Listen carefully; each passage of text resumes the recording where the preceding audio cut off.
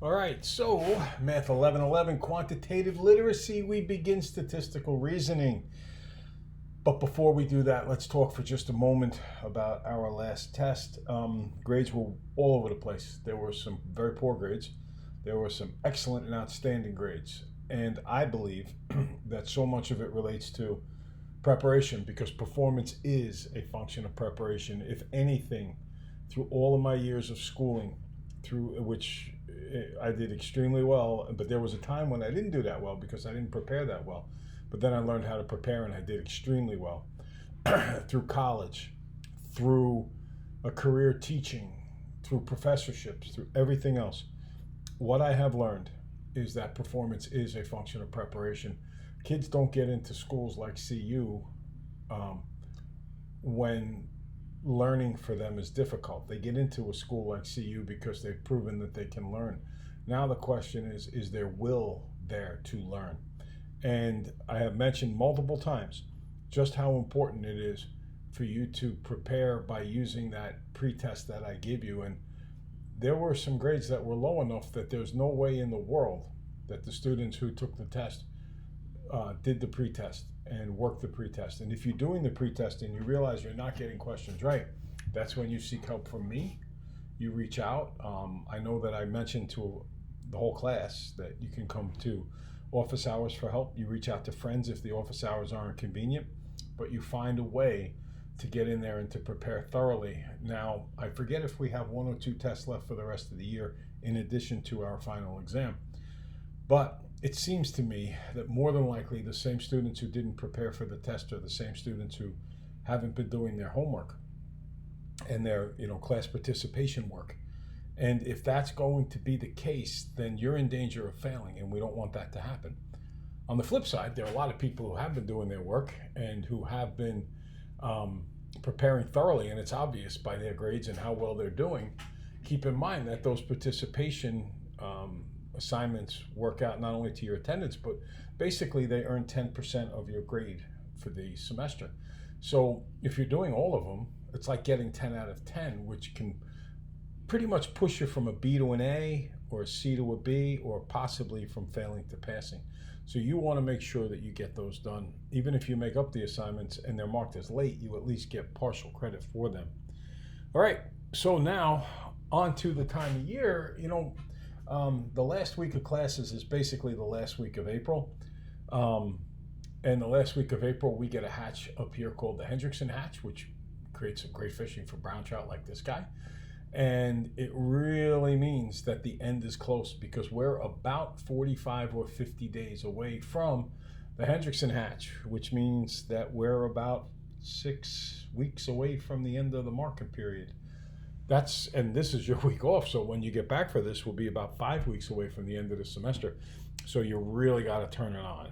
Today's agenda, as always, the Praxis Prep. We really want to make sure you do well on that test. Review material from our course and classwork contemplations, which is just a very fancy way of saying today's lesson. So let's go to Praxis Prep. As always, stop and start. Okay, so remember the rule that we're trying to work here, and I know you just had a week off, is basically if you multiply or divide by a negative, you change the sign. So product means to answer to multiplication.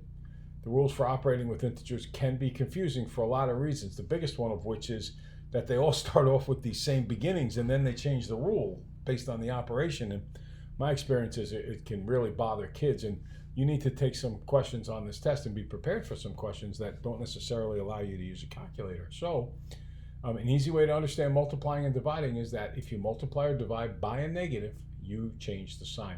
This will also help us if you have to solve an inequality on your Praxis test, because you also need to do it there.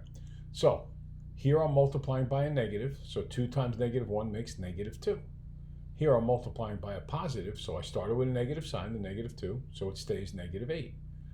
Now I'm multiplying by a -3, so the -8 times 3 part would just be -24, but since I multiplied by a negative, I got to change the sign to a positive, and then I multiply by a +6, and I get 144.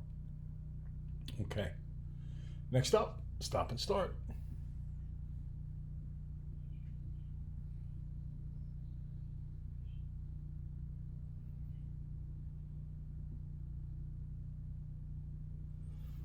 Okay, so stopping and starting here. 3x minus 7 is 17. Pretty straightforward equation to solve. Add 7 to both sides, you get 24. Divide by 3, you get x equals 8. But, oh, what am I asking for? They want negative 8x minus 21.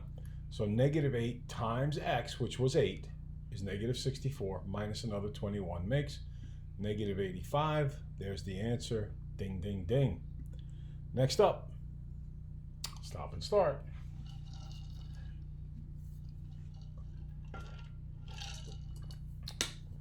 Okay. By the way, you might be hearing a hum in the background of your video. We had lost power here a little while ago. Unfortunately, we have a whole house generator. So it kicked on, and that's how I have the power to do this right now. Okay. Dominic earns $285 per week plus a 9% commission rate on all of his sales. If he sells $4,213 worth of merchandise in 1 week, how much is his total earnings for that week? Well, so he earns $285. That's his base pay there for going to work. Now let's just put that on the side. We'll come back and add it in later. Let's figure out the plus something that he gets for commission. So that is going to be 9%, which is 0.09 times the $4,213 he made. That works out to be $379.79.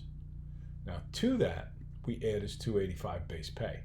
And I come up with $634.17 is Dominic's paycheck. Okay. Now, it's a Pythagorean theorem question. I'll give you that much of a hint. We haven't done anything like this yet, but do a stop and start here, and let's see how you do. Now, the Pythagorean theorem is one of the most famous questions that you can get in mathematics, and I will be floored and stunned if you take your PREXIS test and do not see the Pythagorean theorem. You are much more likely to see it 2, 3, or more times than you are to not see it at all. Now, there's a few ways that people can teach the Pythagorean theorem. One way is a squared plus b squared is c squared, and that's all well and good. But you must remember in that case that c is always the hypotenuse. And every once in a while in New York State, on standardized tests, they would give a tricky question where they would take c off the hypotenuse and they would put it on one of the legs, and then the kids would try to get it correct and they would all get it wrong. So because of that, I prefer to say leg squared plus leg squared is hypotenuse squared. I think that's the best way to know it. And in this case, the legs make up the right angle, and the hypotenuse is always across from the right angle. So one leg is x or n for the unknown, the other leg is 5, and the hypotenuse is 13. So n squared, the unknown leg here, plus 5 squared is equal to 13 squared.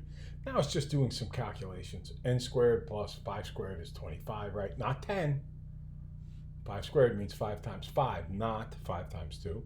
And 13 squared is not 26. 13 squared means 13 times 13, which is 169. Subtract 25 from both sides. N squared is 144. Square root both sides. N is 12. Okay.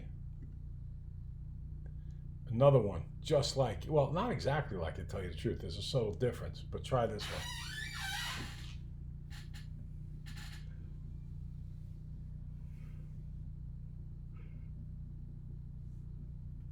Okay, so the first thing you should recognize is that this is a right triangle, and the Pythagorean theorem applies to right triangles.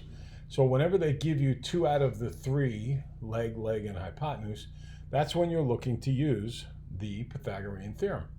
Now remember, the Pythagorean theorem states leg squared plus leg squared is equal to hypotenuse squared. So what we have here is a leg of 6 and a leg of 8, and this time the n goes in the place of the hypotenuse because it's across from the right angle, and that is where we locate the hypotenuse. So 6 squared plus 8 squared is n squared. 6 squared is 36 plus 8 squared is 64 is n squared. And this time, since they're on the same side, we do the same operation. We just add them all up. 100 is n squared. N is the square root of 100. N is 10. Okay, so those are the 2 ways that you can use Pythagorean theorem. Like this one, you found the hypotenuse, and sometimes you find the leg. You just have to recognize which, and the key to it is to realize that the hypotenuse is the one that's always across from the right angle, and the legs make up the right angle. So that determines where, like in this case, the n was across from the right angle. It's the longest side, so it is n squared. All right, next up, the review questions.